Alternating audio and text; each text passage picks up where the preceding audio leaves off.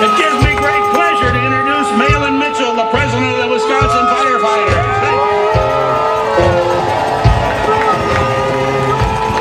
How are we doing today? Well, I like to send a thank you first to people that we never thank when we come to these rallies, and that is the people that actually plan the rallies and do a lot of the hard work and put a lot of effort behind it. So let's give them a round of applause. Thank you, Heather. Well, we've had an opportunity to go all across the country with our message. And I can tell you a couple things. One thing is that everybody's listening. Everybody's watching Wisconsin. And another thing is that we have touched lives of Americans all across the United States. And they're watching. But I did get a new chant when I was in Portland, Oregon a couple months ago. A month ago now? I don't know. It doesn't necessarily apply to our message, but I think it's pretty important. It's real short and goes a little something like this. It says, banks get bailed out, people get sold out. So we're going to say that real loud so they can hear it back in Portland, Oregon. I told them I'd bring it back home. So 1, 2, 3.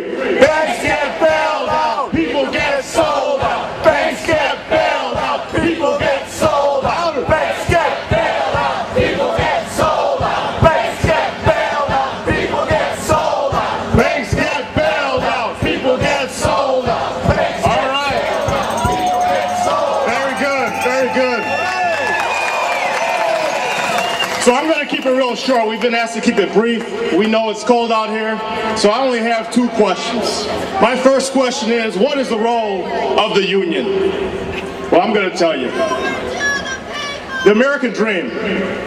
The American dream we look at as an opportunity. Well, the role of the union is to make the American dream an opportunity to live with dignity and to enjoy the fruits of your labor.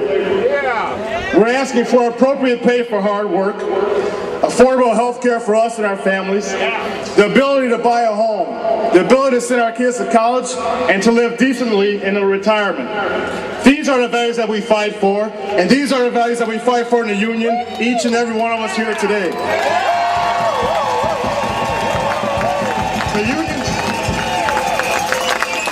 The unions help to preserve a balance of power in this country, ensuring that corporate interests and the bottom line don't trump the American dream or American values. One of the greatest strengths of Wisconsin is that we have a sustainable middle class, and we have to keep it that way, because right now we are the last defense, ladies and gentlemen. We are the people that are standing in front of the Koch brothers. We are the people that are standing in front of Scott Walker's legislation that strips us of our rights, strips us of our ability to sit down with our employer, talk about hours, wages, and working conditions. We are the last defense. Look around. We have to stand strong and stand together. Now my second question is, what's the role of the other side? What's the role of government? Well, I did a little research, and nowadays when us younger people research, what we do is we don't go to the library, we go to the computer and Google it. So I Googled what is the role of government, what came up right away. 1854, Abraham Lincoln wrote an essay, and he asked that question, what is the role of our government? Why do we need government? Why do we pay taxes? He says, the legitimate object of government is to do for the people what they need to have done, but which they cannot do at all, or cannot do so well for themselves, in their separate and individual capacities. So certainly no individual can deliver modern medical health care to himself. He can't be his own fire department. He can't be his own police department. One person can't plow all the roads in the state of Wisconsin. He can't build a road. He can't build a bridge by himself. He can't provide for common schools. So this is the role of government. So now we're going to ask our government to do the right thing and do what we just talked about, instead of taking workers' rights from common people like ourselves.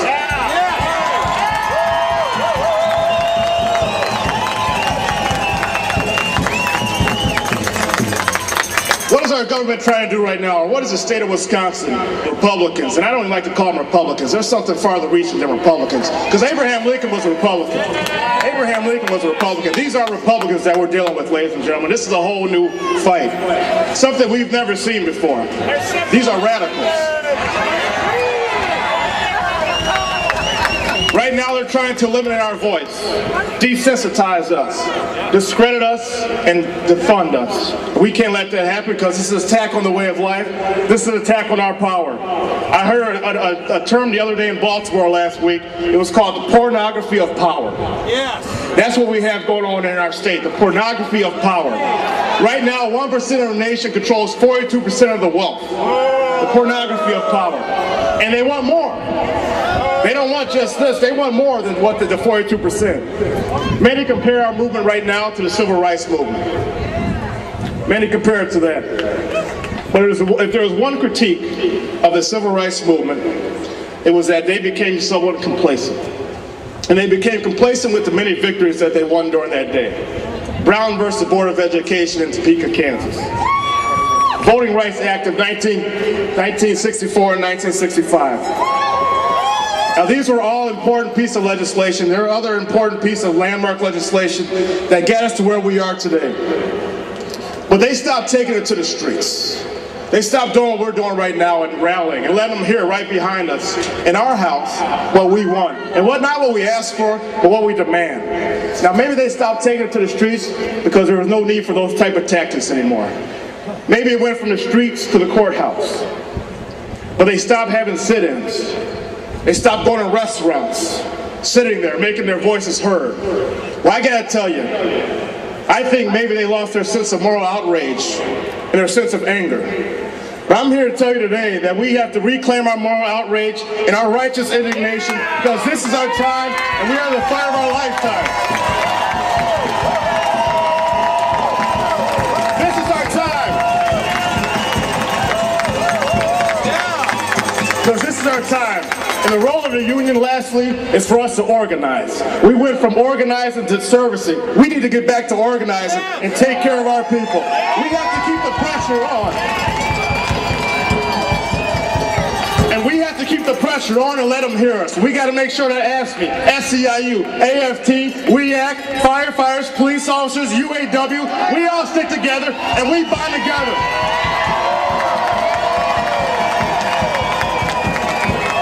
It is time. We have to make sure that we keep our personalities aside. We have to keep bonding together. We cannot stop this fight. We have to have sustainability. We have to keep going, make our voices heard. Our resolve has to be stronger. Our pain has to run deeper. Our passion has to last longer. And we cannot be desensitized. We cannot let them defund us. We cannot let them get rid of us. Because if they had their way, they would get rid of the middle class. We'd be back to eating government cheese, and I'm not going back to that. No. Not only no, but I say hell no. So let's do it. Because this is something than one individual. This is something bigger than one individual. This is not about you. This is not about me. This is about us. And we have to unite. This is about history. This is about justice. And I guarantee when we're done, we will be on the right side of history. And I damn well know we're on the right side of history. A fighter. A hero in my eyes, a champion for all of us. Mary Bell, President of WEAC.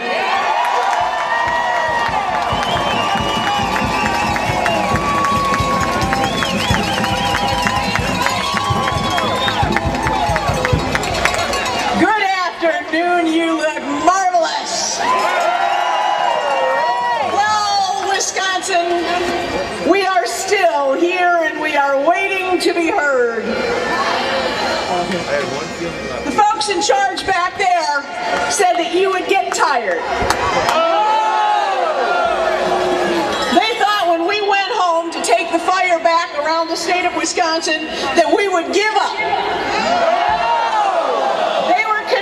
That you would go home and start watching Dancing with the Stars, and you would forget about the largest power grab in the history of the state of Wisconsin. Well, that's it. They were convinced that you would be so enmeshed in Celebrity Apprentice that you would forget about cuts to seniors, to poor children, and to schools in this state. Well, that didn't happen either.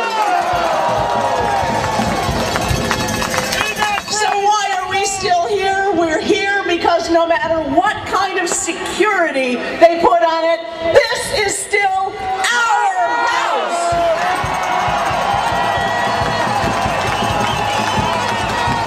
Whose house? Whose house? Whose house? That's right. It is the house that generations of Wisconsin soldiers have fought and died to protect. It is the promise that generations of workers have sweat and toiled to earn. And this is the democracy.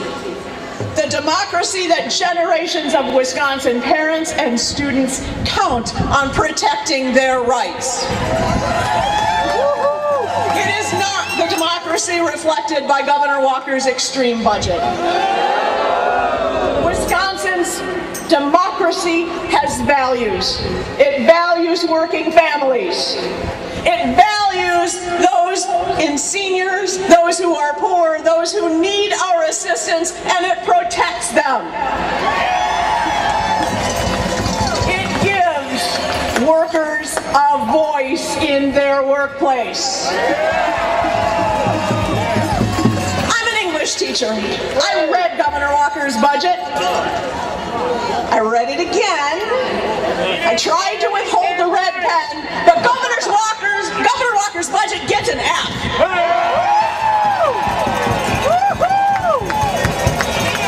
We as a state have so much to be proud of. We have an education system second to none in the world, and we must preserve that. The governor doesn't want to talk about what's right in our system. I mean, just this last week, we were listed. We have the highest graduation rates in the country. But he was too busy going to Washington to stand with the voucher proponents who want to underfund and take public money for private schools.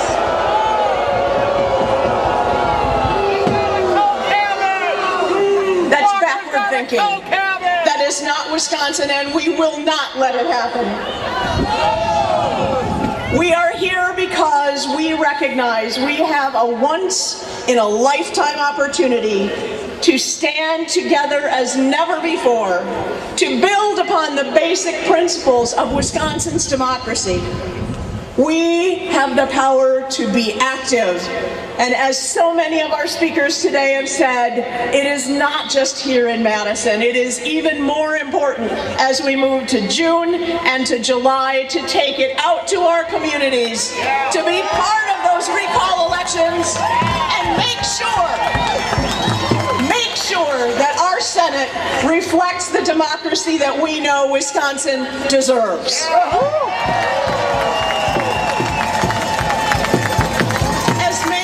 Reflected to you as I travel the country, I am astonished at the length and the breadth of the connection people feel with us and our struggle here in Wisconsin. The whole world is watching.